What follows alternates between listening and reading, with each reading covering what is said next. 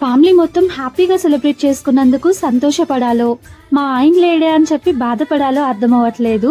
అందరం ఉన్నాం, విద్య మాత్రం మిస్ అయ్యాడు. బిజినెస్ వర్క్ మీద విజయవాడలో ఉన్నాడు. ఇట్స్ ఓకే, సమ్ టైమ్స్ అలా జరుగుతూ ఉంటాయి. ఇంకా మా Sagar and Chandu anniversary celebration అయితే చాలా బాగా జరిగింది. సో కేక్ చూడగానే మా పార్తుగాడైతే రెడీగా ఉంటాడు, ఎప్పుడెప్పుడు కేక్ కట్ చేద్దామా అని చెప్పి. తినమంటే మాత్రం అస్సలు తిండు.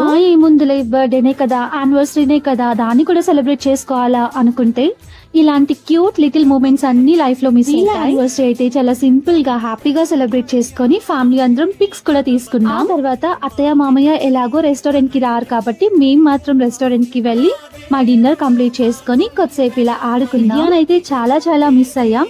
అండ్ లైఫ్ లో మనకి ఎన్ని ప్రాబ్లమ్స్ ఉన్నా, ఎన్ని టెన్షన్స్ ఉన్నా, ఇలాంటి క్యూట్ లిటిల్ మూమెంట్స్ థెరపీ లాగా వర్క్ అవుతాయి. మీరేమంటారు? Let me know in the comment section and don't forget to subscribe.